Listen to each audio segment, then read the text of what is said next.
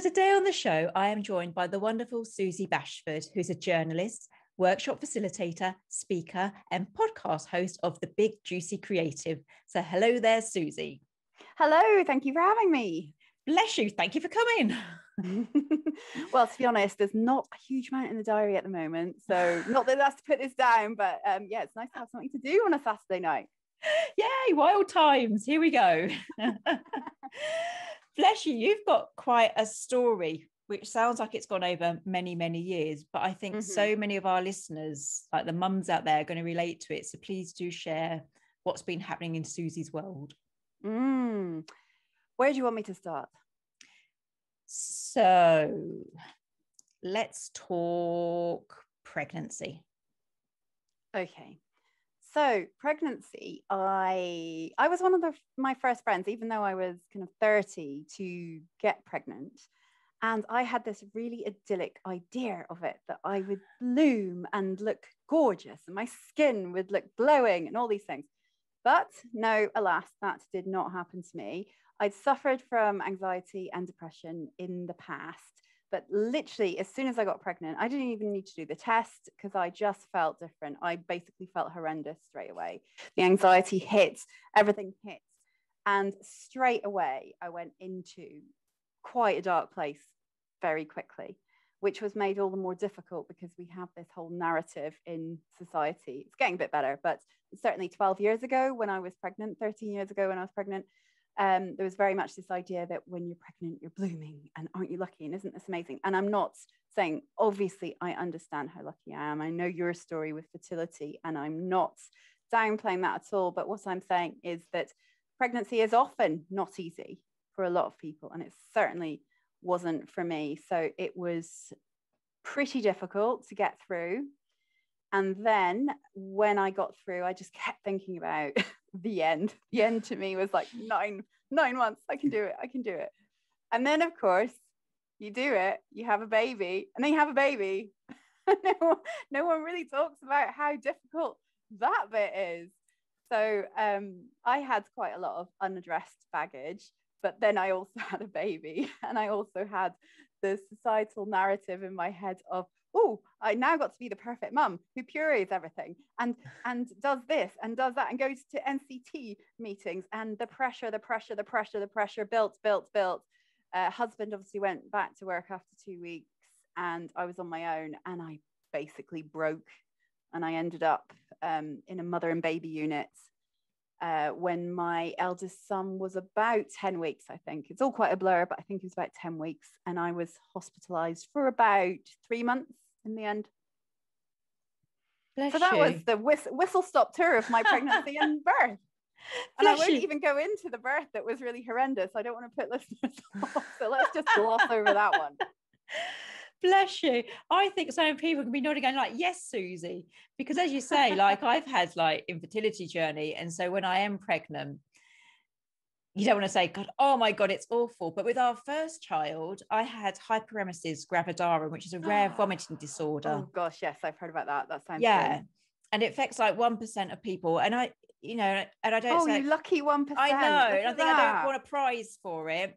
But why there used to be, those mums that used to go, oh, ladies at lunch, grab the pashmina, I'll just be grabbing the toilet bowl. Do you know what I mean? And yeah, I didn't really need to go to lunch because nothing would stay down. And yeah, it is hard because people just say like, yeah, everyone gets morning sickness. And you're like, yeah, but they don't get it from week 6 up to like vomiting in labor, do they? Do you know what I mean? Yeah. It is that whole I think societal. It's such an individual experience. And I think one thing, if there are listeners who are either not mums yet and thinking about it, or they are mums and going through it, I just say, everyone's experience is different, and you are quite entitled to whatever you're feeling and whatever your experience is, because obviously some of my friends did bloom and it was amazing for them, but we should have all the different narratives and make sure that everyone is able to tell the story that they had without any shame, because I think there was a lot of shame with me at how imperfect I felt,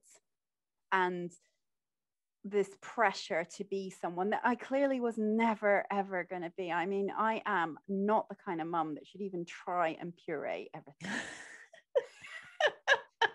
Kath Kidston, I am not. And I should have just owned that earlier, as I have done now. Unfortunately, Toby's now 12, so it's a bit late.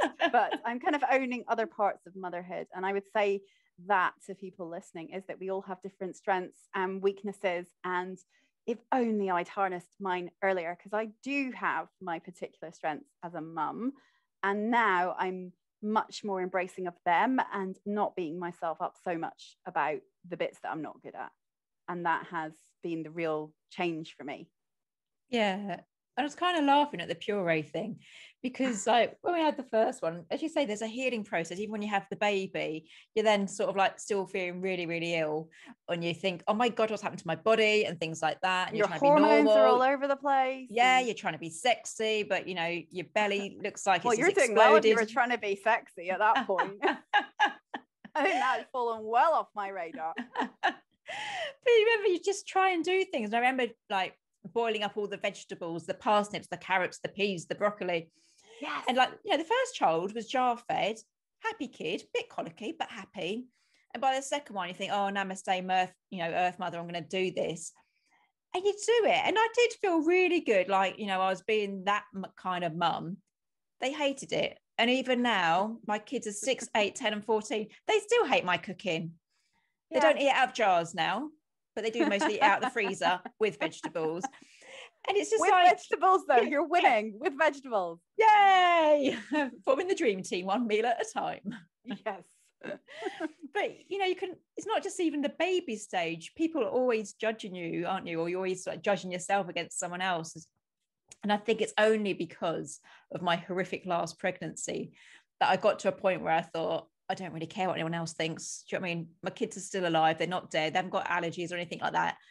Just keep doing what you're doing. And it's actually really liberating when you get to that point. Yeah. And I think that was one of the positives that happened with having such a spectacular breakdown, is that you get to that point where you're just like, well, I'm right at the bottom now. Only way is up. So, you know, it is quite liberating. You stop caring so much what people think. And then you kind of rebuild yourself. I love that. I really do. Because I think, you know, if you totally hit rock bottom, you think, well, that's it. That's where I am. And I think I can relate to that, because I call it my daisy pregnancy, because I think like pregnancy from hell makes me sound really angry. But with my last pregnancy, my daisy journey, I mean, it's the one that led to me write my first book and things like that. But because I had that semicolon moment, because I wanted to commit suicide, because it was all just too much. The fact she was like thought to be one of triplets and the other two died, they was told to terminate her and things like that. It was my rock bottom. And since my daisy journey, I mean, people would say I didn't have a filter in the first place, Suzy, but I think I had a gesture of filter. Me too. Yeah, but it just fell out. A gesture. I had a gesture. Yeah, like I'd try it. Filter. But it just fell out. And I just thinking like that pregnancy taught me more about myself, about life, about how other people treat me than anything that went before it. So I love the fact that I hit rock bottom, which I never thought I'd say. And I love the fact that, you know, you spectacularly had a breakdown before you had your breakthrough. And I'm thinking, I like to think that us, you know, rock bottom suicidal people, you know, don't inspire others to hit rock bottom, but do inspire people to carry on. I think a lot of people are really, really scared of it. And I've done quite a lot of coaching courses, been on them, written about them as a journalist, also hosted them. And we do, one of the exercises we do is the fear ladder, where you name your biggest fear, and then the other person that you're partnered with says, and then what? So you say something like, you know, I'm really terrified of doing a public talk because everybody might laugh at me. And the other person says, and then what? And you have to keep going down the ladder. And invariably, most people get to, they're a bag lady on the street. It's amazing. You know, I'd say 8 out of 10 people doing it get to bag lady on the street, having a breakdown, mental health problems, all this stuff. So we have this massive, massive fear. And actually, so many people I've interviewed now who've got there have said, like you and I, actually, there's something amazingly liberating about that. And so it's not to be scared of it, because first of all, it's amazing how you get out of it and how you rebuild yourself back. And I think better. I mean, I would say that. I think I've rebuilt myself much better. I think version 2 is so much better than version 1. But I do think there's something really, really valuable in that process, and the liberation that breaking down gives you, to not care, and to just ditch. Because actually, when you're thinking of killing yourself, whether it's like, oh, shall I get up today or shall I hang myself? That's quite a stark question. So everything else is filtered out. And things like, you know, that I usually might worry about, like money, they don't even get on your radar, because what is the point in money when you're having that question in your head? And what's the point in a flaky friend who sometimes talks to you and sometimes doesn't? I mean, she is just not on your radar either. So everything is sharpened into focus. And I think for me, what I am pleased that I've been able to do is make changes and then consciously hold on to a lot of them. I mean, it's a constant practice, as it probably is with you, but constantly remembering what you've learned and living that, and, you know, reminding yourself of what's important. And that has been amazing. And your podcast is obviously all about positive changes. And as we talked about before I came on air with you, is I would say the biggest positive change that came out of the situation I was in was my husband and I sat down and had the most frank conversations ever. Because as you say, if you've gone right to the brink and you've managed to admit to somebody you love that you've been thinking about killing yourself, that's kind of starts the conversation in a different place to most conversations. So you can pretty much go anywhere from there. And where we went to was, right, this life isn't working. What kind of life would work? Imagine a life that would work. Imagine a life where you're happy. Really think, where do you want to be? And I think for me, that was the big question, because I wasn't happy in the environment I was in. And environment plays such a huge role. The sort of physical environment, but also the people you're surrounded with, the culture, the narrative that predominates, all that kind of thing is so important.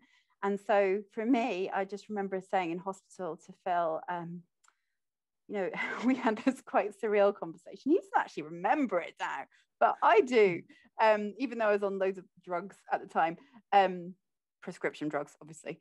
I was in this hospital ward, and he's like, okay, because it's obviously extremely upsetting for a loved one to hear you say you're thinking about killing yourself. But when we did have this conversation, he was like, okay, I'm sick of this. I'm sick of telling you not to have these thoughts. So let's have these thoughts. Let's go there, right? It's the last week of your life. Where are you going to spend it? What are you going to be doing? You know, what would make you happy? And I just thought about it. I thought, oh, that's a good question. I think for the last week of my life, I'd like to be in the Scottish Highlands, my favorite place. I'd like to have gone on a nice bike ride, and then maybe go to that nice pub and have a nice beer in the sun outside in the beer garden. That's what I'd like to do. And he was like, well, you know, you don't have to die for that to happen. We can actually make that our life. And we did. So that's the kind of happy end that then continues with, you know, the peaks and troughs of normal life, because there is no happily ever after. But yes, that's kind of the biggest positive change I think I can tell you about. I think that's brilliant. I really do. You took me back to an episode in season 2 of Positive Change, a Self-Kick podcast, when I worked with Claudia Gotzelman, and she was actually an end-of-life doula, but then she retrained and she was a midlife coach. But she kind of consolidated the two talents. So when she was coaching people like women of my age, like I'm 47, when she was 43. Coaching them, so women like us, yes. She would sort of say to them, go to the end of your life, what you want to have achieved. And that's what she would then bring into coaching now. And it's very much like what you said, like, you know, when Phil said to you, so last week of your life, what do you want to do? And you're like, oh, I want to do this, I want to do that. But not only that, I'm a massive fan of it. Yeah, but not only that, just the pure simplicity. Phil goes, well, you don't have to wait to the last week of your life. We could just move.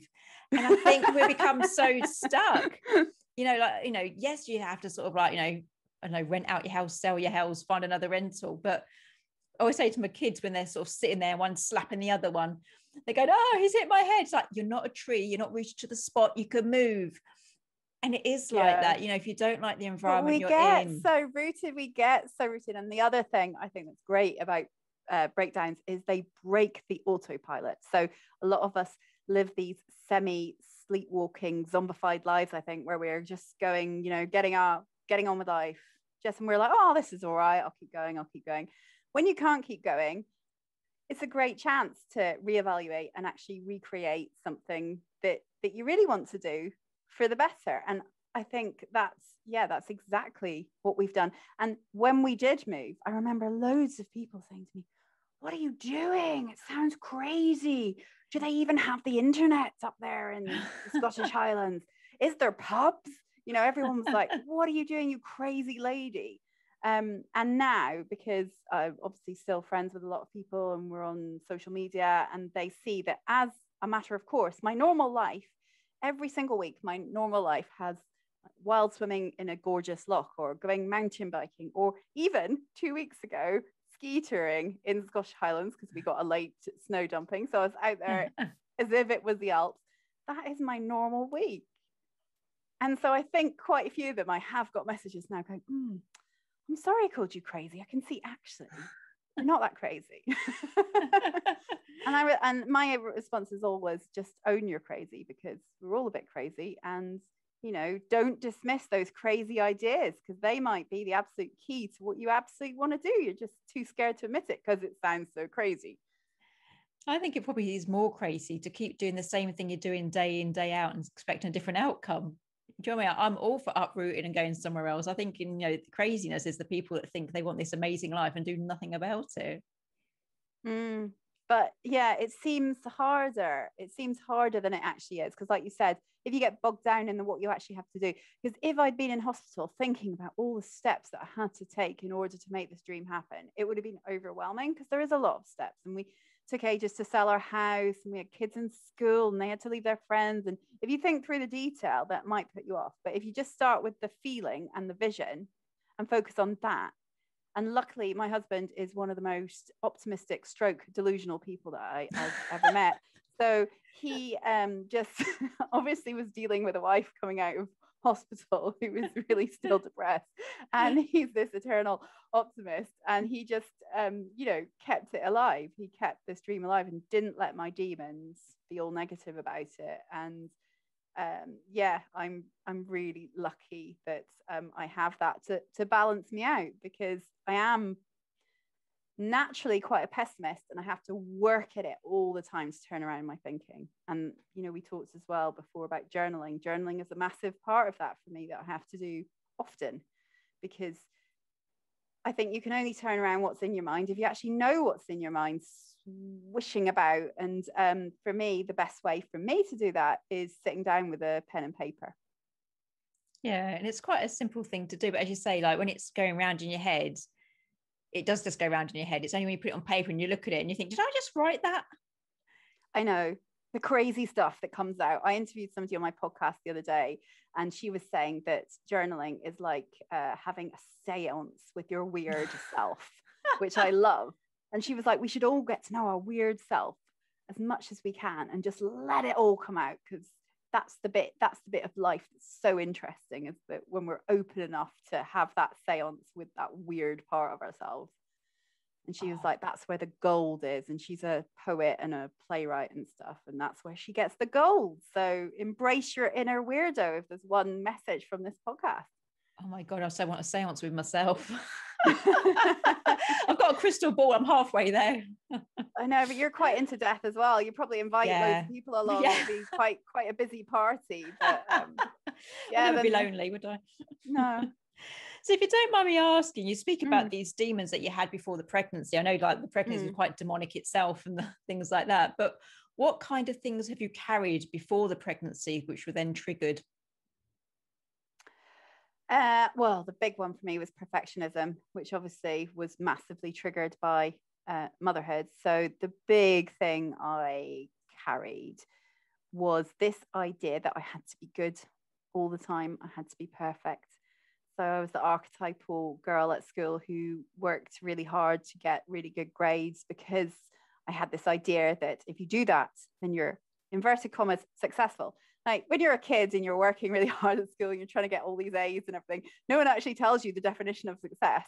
But they're just like, this is way off thing, this nirvana. You'll be successful if you do this. So you just follow it and you do it. And then for me, it was like getting sucked into a lot of automatic choices, like going to university and all this stuff.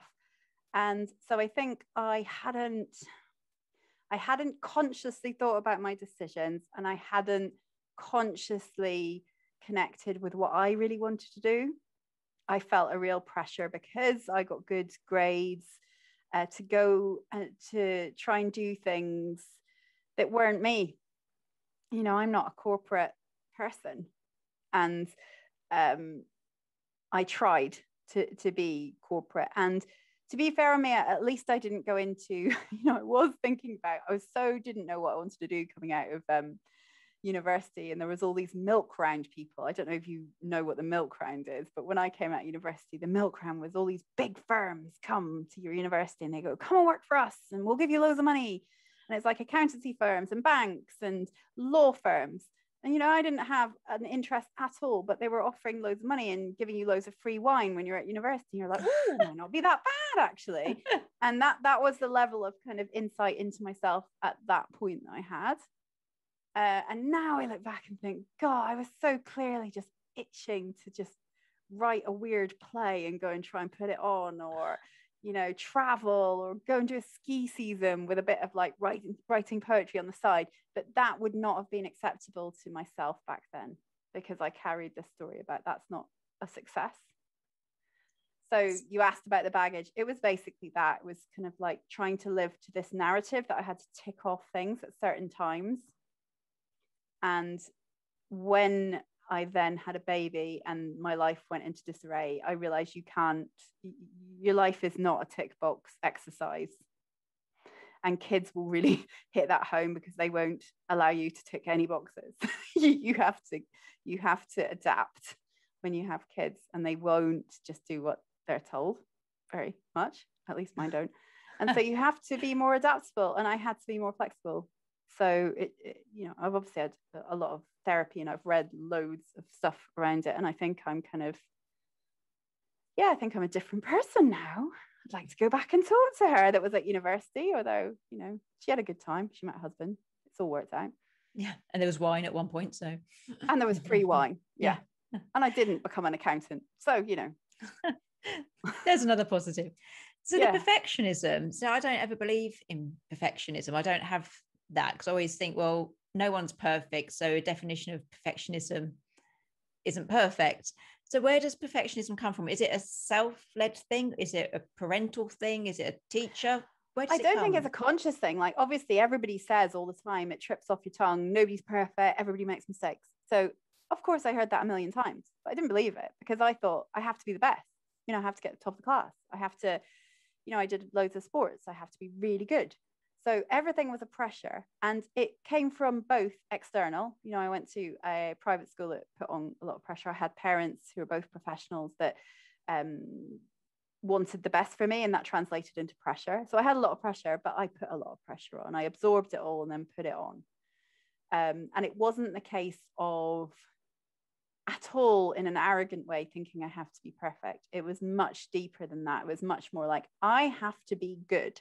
I have to be the best in order to prove to myself and the world that I am worthy. So that is the absolute root of so many mental health problems, is this idea that you have to do something or be somebody in order to be worthy. And what I'm trying to bring my kids up with this feeling is this inherent feeling of worthiness. So, you know, you are worthy just being you. You don't have to do anything for me. You don't have to be anything for me. You don't have to achieve anything for me. And I want it to come from them, what they want to do. I want them to follow their interests and follow their joy and all that. It does become quite difficult when you've got two boys that never want to do their homework, because that conflicts a bit with my whole upbringing and working hard thing. But I just try and get this message across that you are worthy just being you on this planet. And if you want to sit sometimes on Netflix and just binge watch for hours, that's fine. It doesn't make you a worthless person. I mean, I would never let myself rest or relax when I was younger. You know, the idea of having a nap in the afternoon would be like, oh my goodness, that's not productive. I'm not achieving anything. And now, you know, my son lies there quite happily on the weekend. And part of me wants to go, you're so lazy, get off your mat. And then I'm like, yeah, that's version 1. Upgrade. Version 2, Suzy's like, oh, you must be really tired. And he's always like, yeah, I'm really tired, and rest is so important. And I think they get more of those messages from school now anyway. I think mental health is much more on the radar of schools, luckily. So they don't get all that messaging about you have to achieve all the time, hopefully. Yeah, I hope has been a shift in the last year. So you have 2 boys. Did the breakdown come after the first or second pregnancy? The big breakdown was after the first one. So Toby is now 12. And so I was hospitalized when he was about 10 weeks. Can't remember exactly. And so that was the big one. Obviously, it was a big achievement for me to go and have another one after that. But I really didn't want Toby to be on his own. I wanted him to have a sibling. And so did my husband. So the second pregnancy was still horrendous. I do not respond well to hormonal change, and it was horrendous, but I got through it. And I kind of knew what it was going to be like the second time round, which was better. And I managed it a bit better, and other people around me managed it better. But I would not say pregnancy is an experience that I enjoyed. No, and that's all right, because I think as we started the conversation, it was kind of like, and you gloat and it's a privilege and da da da. And I was thinking, I think because I had like miscarriage, pregnancy, 5 miscarriages, and things like that. I never enjoyed pregnancy because if I wasn't vomiting, I was just petrified it's going to go end. And so I think like when I had my first miscarriage before the pregnancy come to full term, take home baby is what I used to call it. When I made my first take home baby, I already knew about loss, so I never enjoyed a pregnancy after that. And you see people incredibly difficult. You see people and they have their hands on the bump, even when there's not a bump, and they're really maternal and they have that. Whereas I was more like, oh my God, it's a time bomb, baggy jumpers, husband's hoodies, because the innocence of pregnancy was never there for me. And so you're not good with the hormonal changes. I'm not good with the loss. And I think it's really important that we sit here today and just go like, it's okay to not be okay in a pregnancy. It's okay. Absolutely.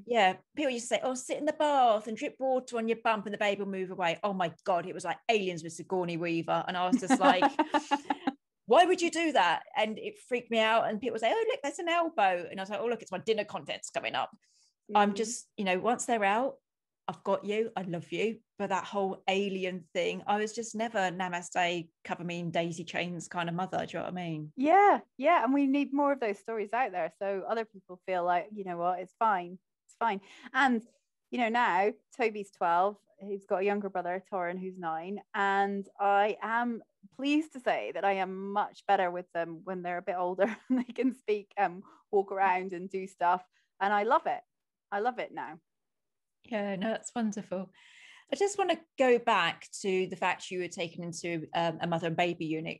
So I have no idea what that would be like. So if anyone out there today and they really resonate with your story, thinking, actually, I think I'm about to break down, maybe I could go to mother and baby unit or suggest it to a friend. Realistically speaking, what is it like inside those units?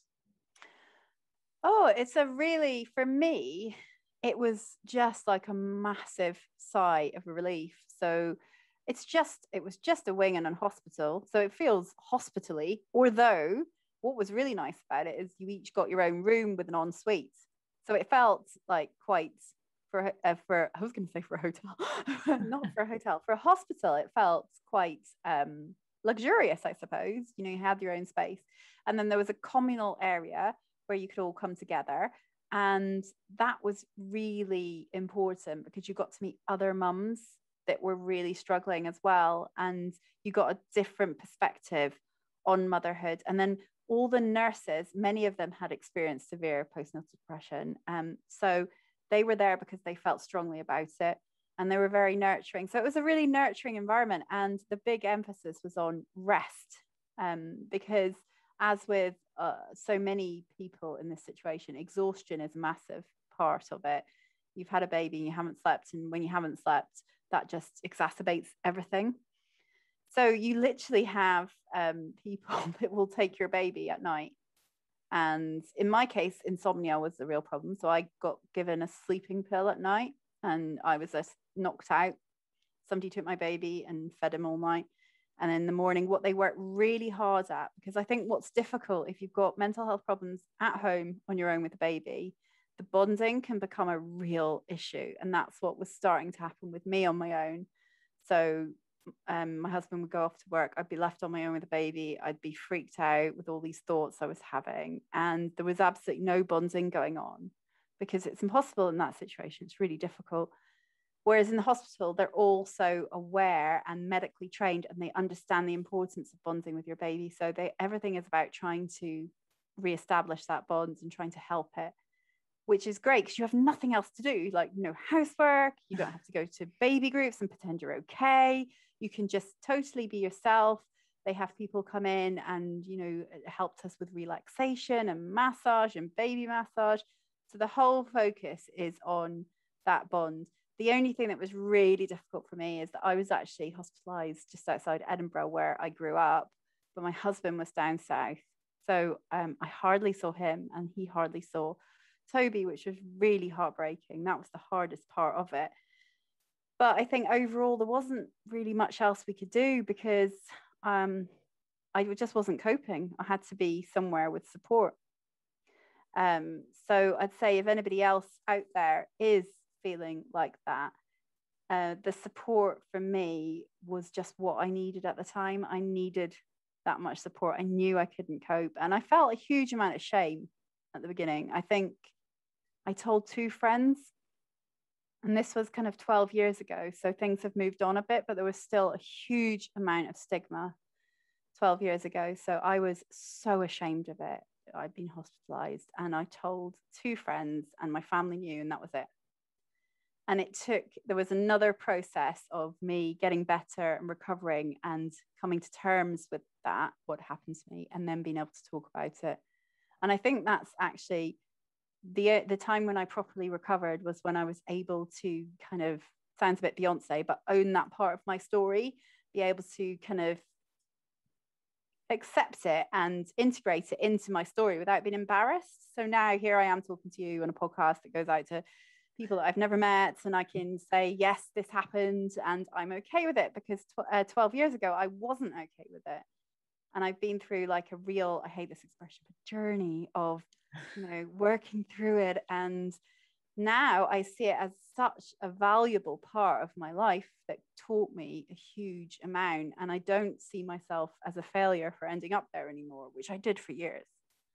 I now see it as we've talked about already, giving me so much learning and so much insight into myself and other people. And, I talk to the boys about it. They know about it. I speak to Toby's 12 now. And I just think it's really important that people feel that they can talk about this kind of stuff, because I didn't. And it made it worse for me that I didn't, because I literally waited until I couldn't cope.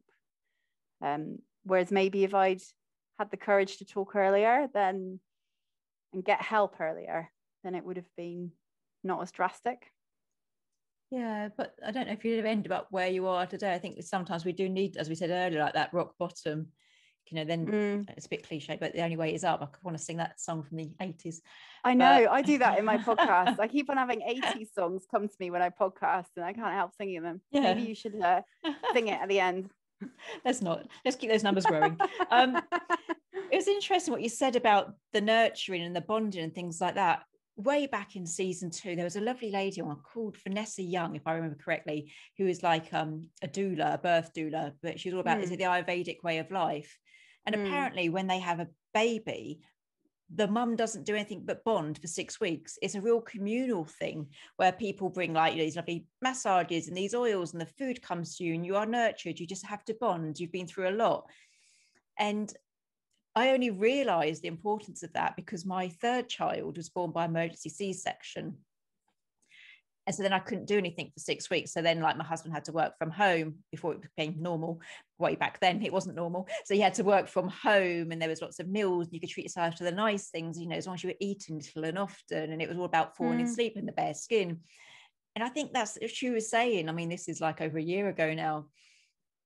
That was how it used to be. You've been through something. You've, literally, I don't want to be too crass, but it is like you've literally squashed something out of your body parts, haven't you? You need to heal and recover. Let's be realistic. And she was saying, like, in some beliefs and some communities, that's still the norm, that you don't do anything for 6 weeks apart from bond. But absolutely, it makes total sense to me. What doesn't make sense, what is crazy, is the way we do it, the way we have these life-changing beings come in quite a dramatic, shall we say, way. Our bodies feel the effects, and then we're almost expected, especially with this really unhelpful celebrity culture where they pop back in and they're like on Instagram 2 minutes later going, oh, look at me, I've just got a dumbbell in my hand. You know, all that stuff is just completely unhelpful, because at the end of the day, it's a huge thing physically, mentally, but not just for the mum, it's for the dad as well. And I feel like 2 weeks for the dad to be at home and then have to go back to work, it's just ridiculous.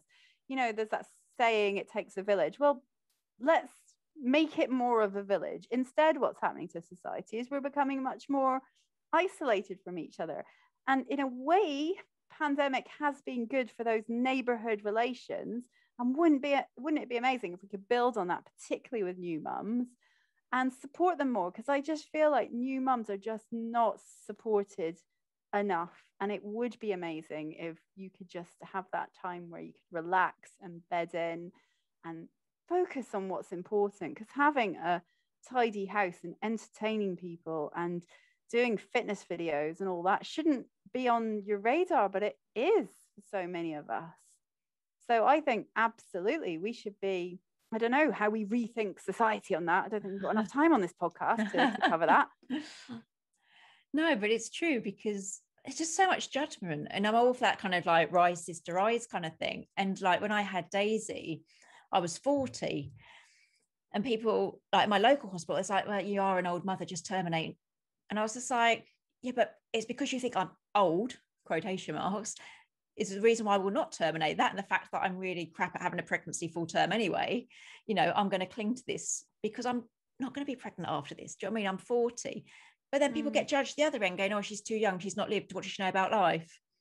You know, and we're always judging. And it's like, stop judging and start helping. Do you know what I mean? We've all got our stories. We're all a little bit broken, I think. Absolutely. But I think it is also, it's a natural human thing to judge. And I get really cross with myself because I notice myself doing it. And I notice other people doing it to me, and it really aggravates me. But I think, first of all, we just have to say, okay, our first gut reaction might be a judgment. So somebody might look at me and go, oh, you're an old mom or whatever. And then just be able to notice that you've done that is the key thing. And then to go question yourself, to challenge yourself. And then consciously try and hear other people's stories and look at other people's perspectives, because I think that's the only way that the judgment is going to become less of a damaging thing. Because we do live in a society where we judge at, you know, it's a glance on social media, and you've made a judgment. You haven't even met that person, but you've made a judgment. Yeah. I remember it was after the Daisy journey, that filter had gone and the feistiness was coming out. And I tried to be this sort of like, just so looking kind of like spiritual teacher and author. You know, I don't want to say it, but you know, like the Hay House kind of ones where they're kind of like, they're blonde and they're clean, you know, and things like that. And I was just like, after the Daisy journey, I was just like, that's not really me. And my hair used to be like, you know, bright red and quite long. And I don't swear, but I don't have a filter either. So I will like speak my mind. And it just came out. I was just sort of like, you don't know my story. I mean, I never spoke about my infertility. My first book, Positive Changes, a self-kick book, I wrote it because I just tried everything. The medical people said, Terminator, she's never going to make it. But I had a vision of a girl to come, and I just clung on, because I thought, you know, I was nursing, a clinical hypnotherapist. I was all very clinical, but the clinical side and world that I'd grown up in was then going like, terminate. And I was like, do you know what? You no longer serve me. So I went totally down the spiritual route. And I did come out and I was just like, this is who I am. You don't know my story. I'm really crap at pregnancy. I'm really infertile. I believe in the spiritual side, not the clinical side. And it is, isn't it? I think you said earlier about awareness, like when we get aware of those thoughts and aware of that judgment. And I think when we become aware of things, that's where you can start creating the changes, when you know what's going on. And that's why somebody said to me the other day, a big thing for me is storytelling and tell their stories. And I always try and get different people on my podcast. And sometimes people say, oh, I don't have anything to say. And I'll have to explain to them why I find their story interesting, because I think there is something about the importance of telling different stories. And actually, it's a generous act to tell your story truthfully, because it will help somebody else. And it's actually an ungenerous act to not reveal anything. Because if you're with somebody, and I don't know, you don't seem like this at all. We seem like the kind of people that would probably go to a drinks party and just like be oversharing massively and enjoying it. But, you know, obviously some people don't enjoy that. However, I think that kind of person who doesn't reveal anything, that's a really ungenerous act, because how is someone not going to understand you better unless you share something of your story, unless you show some vulnerability, unless you try and show part of you that's real, because you can't connect with that otherwise. And that's when judgment steps in. So if you're not saying anything and you're not revealing anything and you're not letting anybody in, then you're going to be judged more, because people will be like, well, that person's a blah, blah, blah, or this, and you make assumptions because there's nowhere else to go with it. Unless you're really enlightened and Buddha-like, you've got a Buddha sitting there behind you on your shelf. Unless you're so zen that you can just be very empathetic and think, oh, well, that person must have a lot going on and that person doesn't want to speak to me. And you must, you know, if you're very highly evolved, then maybe you can do that. I'm not. So I just be like, oh, well, that person's really grumpy and they're not revealing anything about themselves, kind of thing. So telling stories is just such an important part of building our understanding. I think it's part of human nature, and like through all the cultures over all times, we are storytellers. Like I was raised a lot by my grandparents, and they told stories, and even in like Native American tribes, they told stories. And you know, I think we're losing that. But I'm thinking, you know, like with podcasts and things like that. Hopefully, it's coming back, and they we're doing see the such power. an important job, aren't we, Shelley? We are, love. Yeah, we are like the modern day Native Americans. But it's true. I think that if you're not sharing your story, one, why you're hiding it, but I think if you're not creating the story, then the rest of us, maybe we're just naughty people, but if you're not sharing your story, then people are writing the story for you. You're not controlling it. And I think that's what happened with me with hospital for so long. I was so ashamed of it, didn't mention it. There was almost like this skeleton that I was so worried was going to jump out at any point and embarrass me. And once I'd made peace with it and owned it, I didn't have to worry about that. I didn't have that extra exhaustion of, oh, if people are going to find out, are they going to judge me? I was just like really straight up, just, yeah, this happens. It was a bit shit. It got better. I'm fine, you know? And you then are in control of your story. You don't have somebody going, well, I've heard she's a bit bonkers. Yeah. I've heard she went to the loony bin, you know? Yeah. Yeah. And I think I feel better for doing it. I don't think I would have spoke openly about my infertility when I was still, you don't like this word, but on that journey. I don't think I would have said it then, because I hadn't completed my family. I hadn't completed my journey, just to really wind you up. I say it too, but then I hear it back on edits and I'm like, oh, I'm using that too much. Journey. It was so up and down. Journey. But I couldn't have done it at the time. And I think, again, it comes back to awareness. My husband's a contractor, not like a killer contractor who goes around doing web design. And what a shame. Disclaimer. Midsummer Murders in Scotland. Yes. Yeah, but he was like, you know, you sort of do like get to know you kind of meet and greet thing. And they're saying, oh, like dad of 4 kind of thing. And they're going, God, you've got a lot of children. He went, yeah, but you've had 11 pregnancies. It's a throwaway comment. And you think, well, he wouldn't have done that like, you know, 7 years ago. But as you say, when you sort of like integrate those broken parts of you, integrate your story, embrace the dark and things like that, it softens. I call, as part of my coaching program, one of the modules, it's a chapter for my first book. It's called From Mess to Message.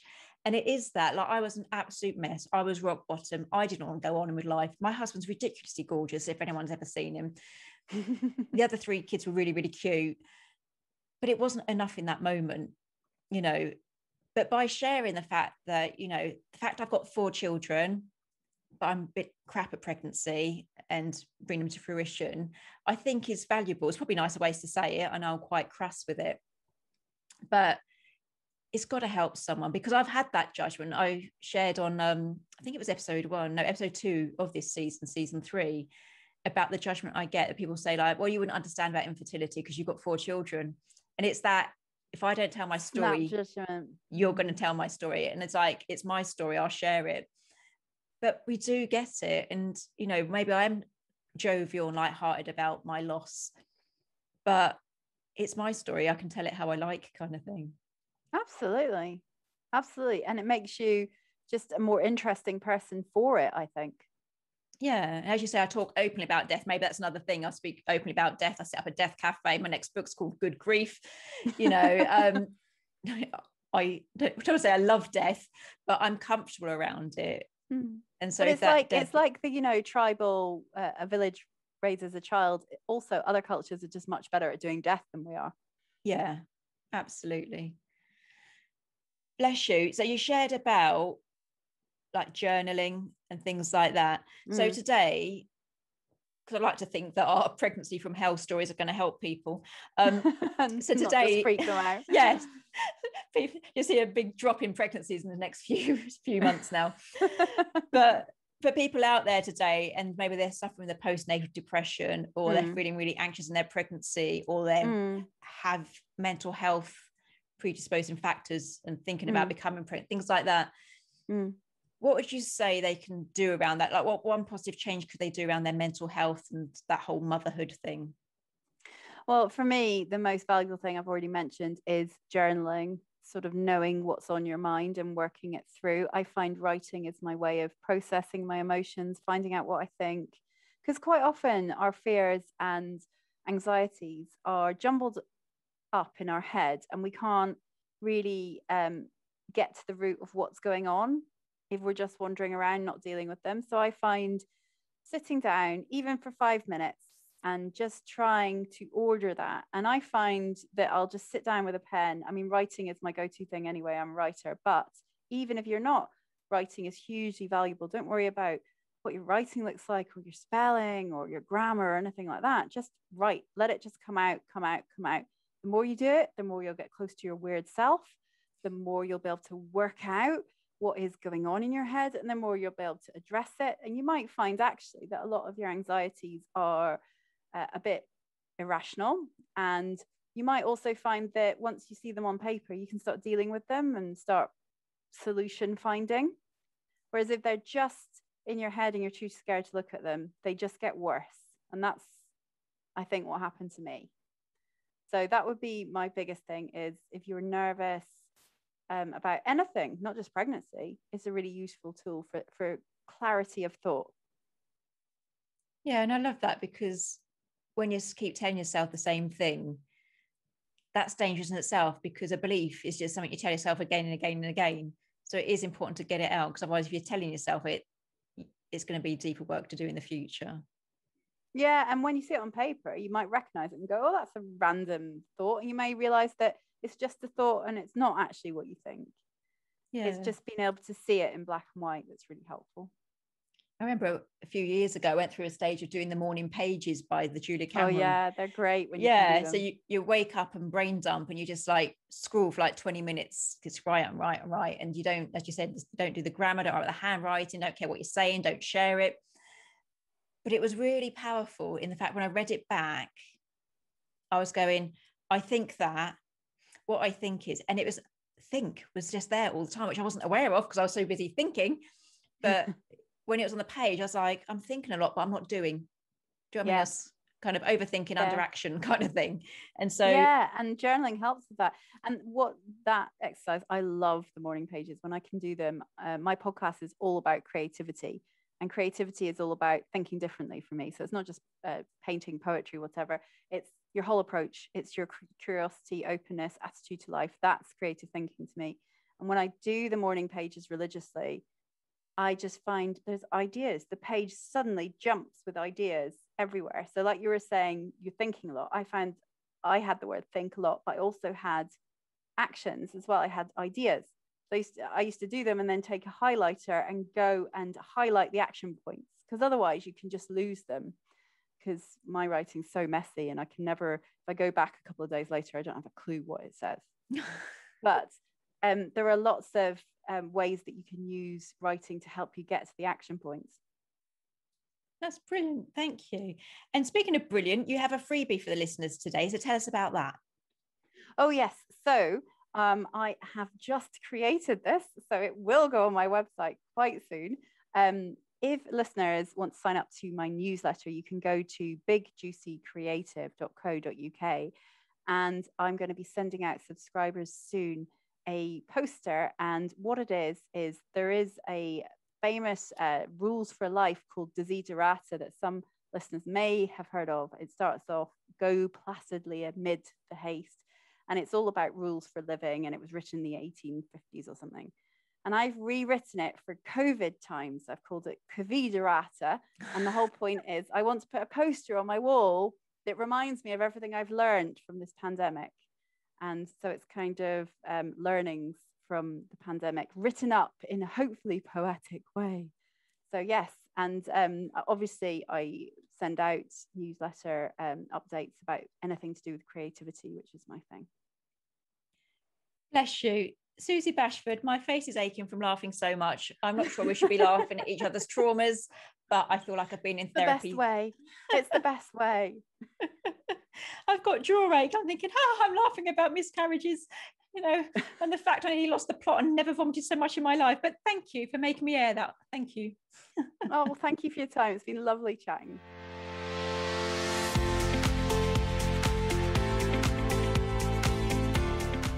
If you enjoyed today's episode, please make sure you subscribe and leave a positive review. If you would like to create your own positive changes, you can buy Positive Changes, a self-kick book from all online book retailers or from ShelleyF9.com. If you need a dollop of positivity until the next episode, come like and follow us over on Facebook at Shelley F Knight, Life Goes On. As always, I've been Shelley F Knight and you've been amazing.